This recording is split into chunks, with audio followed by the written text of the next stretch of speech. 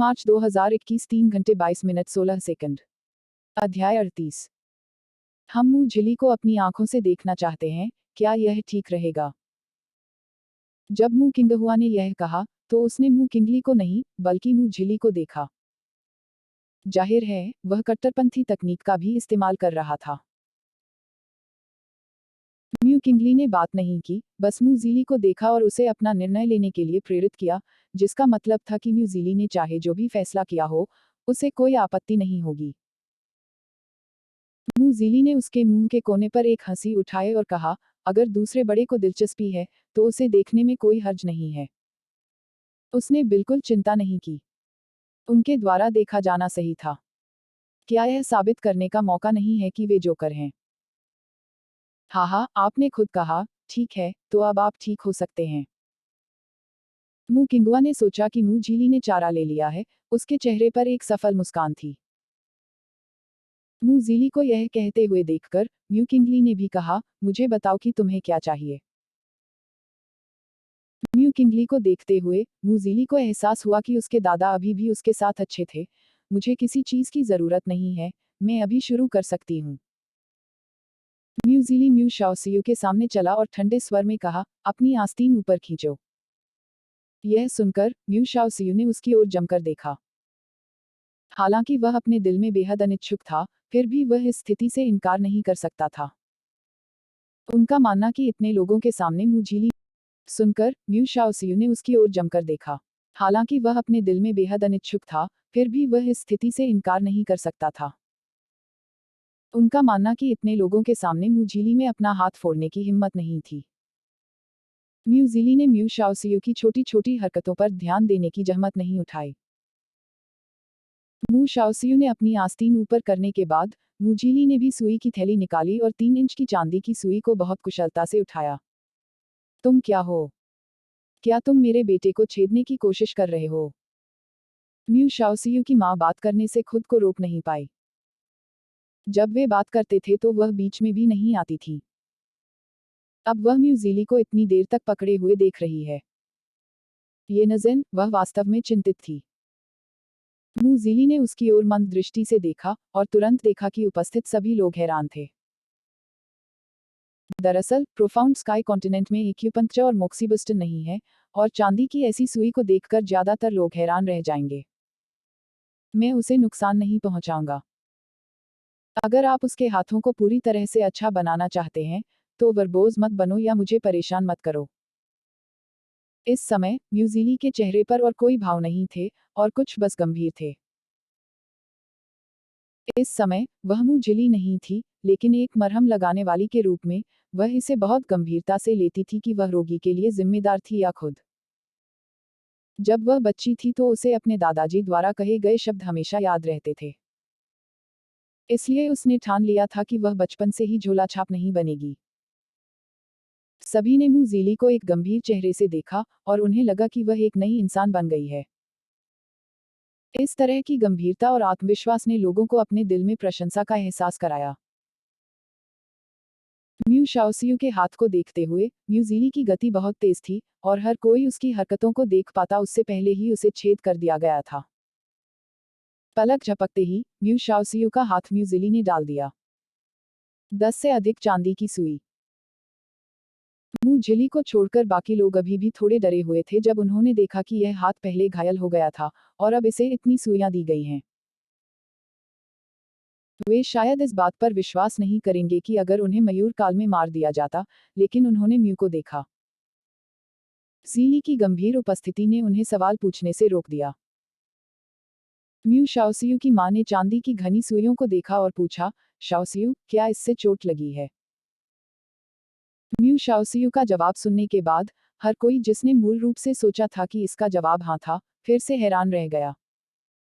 यह बिल्कुल भी चोट नहीं पहुंचाता है। यहाँ तक उन्हें खुद भी अजीब लगा। सुई चुभने पर दर्द होता था। इस बार चांदी की हर सुई को इतनी गहराई से छेदा गया, लेकिन उसे जरा भी दर्द नहीं हुआ।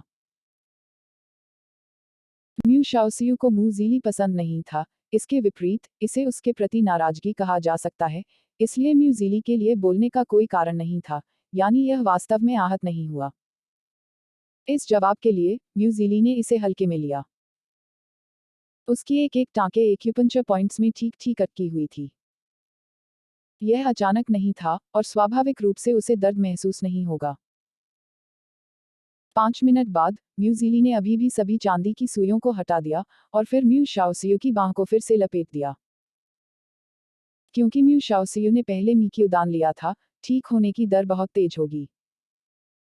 ठीक है, जब घाव भर जाएगा तो तुम्हारे हाथों को कोई समस्या नहीं होगी, म्यूजिली ने धीरे से कहा।